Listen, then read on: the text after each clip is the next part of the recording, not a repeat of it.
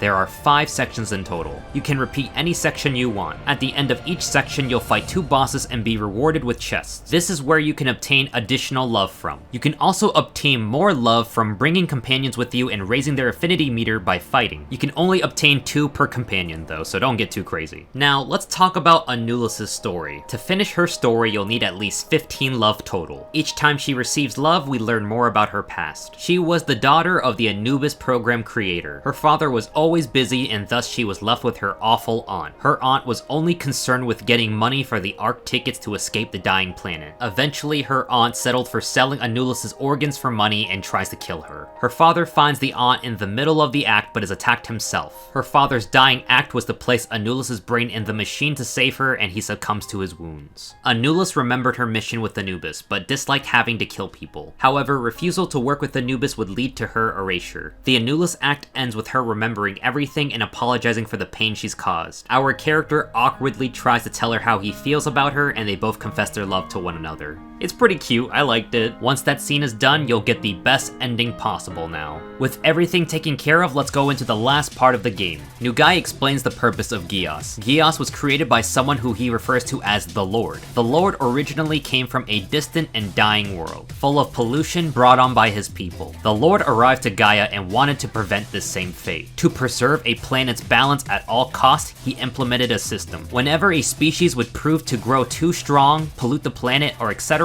the system would throw natural disasters, diseases, and all to cull the species. Eventually, there proved to be one group that always stood on top and resist everything the planet threw at it. This particular group was able to manipulate weather, heal the sick, control gravity and time, and even create new life themselves. The Lord added a new rule. To stop any species from becoming too strong, simply destroy them and restart the planet. Gias was created to cull the strong. It's pretty insane for one to dictate whether an entire species lives or dies. Now, at first, one may think this is referring to us humans, but in reality, it was about the gods. Nugai says if we help defeat the gods, Gias will stop. Nugai awaits us in the final section of the game. Noah, the primordial ark. As we walk forward, we see dead bodies of Nugais piled up. Just how long has he been alive for? Nugai awaits our choice of siding with him to destroy the gods or stop Gias. Of course, even if we stop the gods, who's to say that Gias wouldn't come after us next? We refuse and fight Noah's defensive system. After its defeat, Nugai finally explains what Project As Libra is. The gods were descendants of the Lord, with a rule inscribed into their genetic code. The rule being, should you defy the Lord, you'll be driven to madness, which is referring to Gias. That rule is not present in the human genetic genetic code, therefore we can defy the Lord. Everything we'd done was for this very moment, to cultivate a formidable human being that can surpass even the gods. Everything we've done was meticulously planned. We were essentially created to stop Gios. In the end, we were just a tool meant for the gods. Despite this though, our character thinks that doesn't matter, because Gios would eventually come after humans and we want to stop that. Nugai is taken back by our choice. Because we defeated Noah's system, Nugai is now in control of the Ark. He flies us up to space to meet his lord. Which begs the question, why did Nugai bring us all the way down here? The lord died nearly 41 billion years ago. A crystal core in space that assimilated with the lord's remains now carries out their will. Ever since the lord's death, Nugai has been watching the death and rebirth of this planet. Although he's happy the plan has been going on for so long, he's begun to have doubts. The right for one to dictate whether one species can live or die just to maintain the balance of the planet. Can anyone truly call this prosperity? Nugai believes stopping the Lord's mission will actually free them. Nugai creates a suitable battle environment for us and we go into a series of fights. First this spacecraft. Then we come face to face with, well, literally the faces of Gios, the crystal that bears the Lord's will, and finally, the Lord themselves. It's an incredibly tough battle, but at the end, we defeated the Lord. In the end, the Lord speaks to Nugai, saying sorry for putting him through all the years of loneliness. We return to the Ark and descend back home, and the credits finally roll. And the iconic ending song plays again. We meet with Nugai, but we cannot hear what they're saying. We teleport out, Nugai falls over, finally able to rest. Back on the surface, all the Gios roots have disappeared and we save not just our world, but everyone else's. What comes next now is that all the floating worlds will be returning to Gaia. And this is it, we actually have a real ending that isn't a fake dream scenario. We return home, but something is wrong and oh wait, that familiar fog is back. Geist comes back to enact his vengeance with Anulus as his hostage. And to make us suffer as much as possible, he decides to kill Anulus. She says goodbye and thanks us one last time before she fades off, asking us to not lose hope. And he made the worst mistake of his life because our character goes berserk. In this state, we take 0 damage and endlessly just bash his face in. After beating his ass in, we return back home to a seemingly dead Anulus, but then something shoots out of us and she's revived. It appears the ribbon saved her? She was apparently sucked into the ribbon last second. Either way, she's saved, thankfully. A short time skip and we've already woven ourselves back into Gaia, meeting with other civilizations and trying to coexist with one another. A civilization to the far west needs our help and our main characters are preparing to go meet them. We set out, and the game ends. Thus one story ends, a new one begins. Like, no, really, there is no trick. This is the end of the game and it was a journey. Whenever I play, watch, or even think about this game, I get goosebumps. It was a fantastic experience from start to finish and we're not just done yet. Skipping practically 2,000 years into the future, we have Nagumo, who is now a teacher, introducing his class to a new student. Kai steps out and his girlfriend seems to know him and he says, "It's been a long time, right?" Okay, who's cutting up the onions? Ugh. We get that thank you for playing screen and we'll meet you again in the next story, and I assure you I will be there, Keizo. Okay, but if you think we're done yet, there's one more scene. The Great Sage meets with Estrella, asking her if she's fine with the outcome of everything. But to clarify, he asks her if the process was what she was truly okay with, because you see, originally we thought the latest scales we got from her were used without any compensation, but in reality, that was a lie. Everything needs compensation, and what was used in exchange was Estrella herself. Due to the sheer powers of the scales of the god and our use of it, Estrella is now at death's door. She acknowledges her impending death and says she has no regrets. She only wanted to see the beautiful world that humans will create. And she fades off. She believed in humanity the whole time and truly loved us. The Great Sage has faith that the humans will create a world that she wants and wishes her a proper rest. Teleporting off. Okay, now we're finally done. The story was an absolute wild ride. I don't believe my attempt in covering this game's story did it justice, honestly. In retrospect, there are so many details of the story, songs, and other things I wish I can cover, but I just don't have the time to, because that video would probably be like 3 hours long. So once again, I highly highly recommend you play this game on your own. The gameplay alone is enough to make you want to re-experience the story. The story of As Libra Revisions is done, but earlier this year, Keizo released a DLC that explores the baker's daughter. I will not be covering that in this video because this video is already massive as it is, and I actually haven't beat it yet. So if you are interested in this game at all, maybe you should get the DLC and explore it yourself. But I really don't want this world to end. It really sucks when a game is over and you're like, that's it? There's no more possible sequel or expanding upon this universe. And there's so many theories out there like Lazardus the Prime Minister and how his younger brother may be our main character because his mother had blonde hair and so did our character and we were orphans, so it's just a theory.